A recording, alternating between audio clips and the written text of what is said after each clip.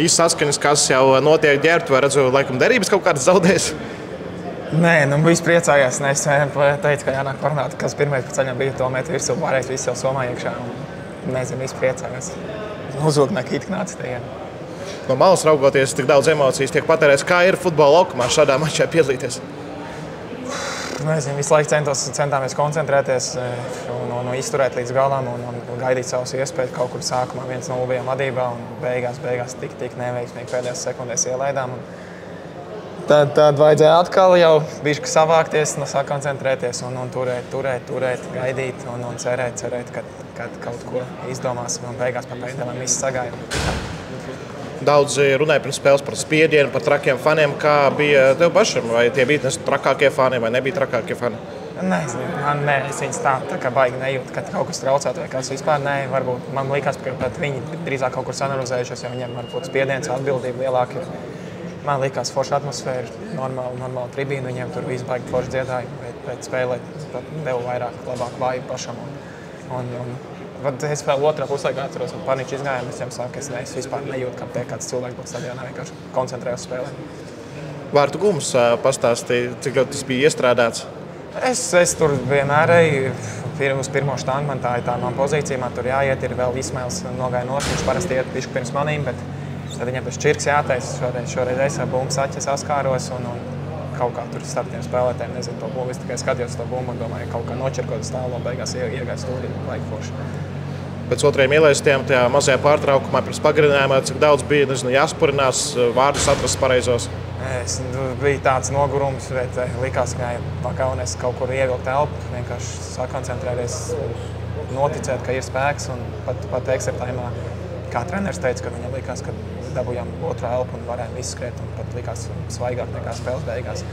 Es personīgi arī domāju, ka nezinu, lai vai kas vienkārši jāmoc līdz galam, ķermenis izturēs un tev tikai līdz galam. Tu tieši tā priekšējās līnijas vienīgais noskrēja visas 120, kājas pašas vilku uz priekšu, katru bija beigās? Grūti, tāpēc, ka šodien arī tas uzstādījums bija visu laiku jābūt ir aizsardzībā, jāsēžās un kad uzbrukam, tad jāmēģina vēl aizskriet brīvajās zonās, jo tāpēc sanāca gan tur 120 minūtes. Nezinu, bija grūti, bet nezinu, kā man krampji un tās lietas nav un izturēt var citreiz tādi halka pišķi. Ir kā ir, bet tad iziet tāds karstums, tad uz sakoncentrēs atkal ievelc, pišķi atpūties un māc tālāk. Laikam Andoras penduli bija ļoti vērtīgi īsti, gan šodien, gan arī pirmajā mačā. Kaut kur, jā, protams, izdarīja secinājumus. Šodien es jau Džekiem teicu, es iešu, es sit pa vīdu, man nav, viņš liekas 100%. Man nekas neinteresē vēl tās siena, tur aiz tās muguras, ko katrs tik pastāst, katrs savējo kaut ko man rāda.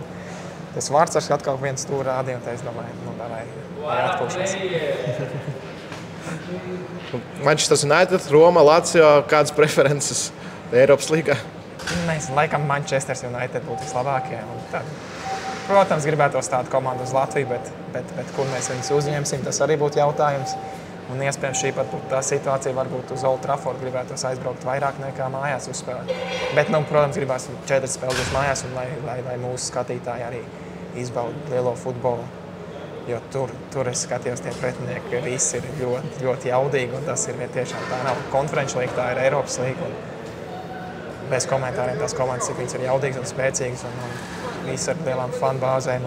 Es domāju, ka būs labs futbola ziema, rudens. Paldies tev, ka iedevi faniem šo visu apsveicu. Tas jau nav veids, tā ir mūsu īsta komanda, īsta klubs un man liekas, brīnišķīga organizācija strādā. Tur jāsaka paldies visiem, es nezinu, sākot no jebkura cilvēka, kurš kaut ko klubā ieliek. Mēs katrs esam mazs puzles gabaliņš un tikai visi kopā mēs varam kaut ko sasniegt. Paldies vēlreiz.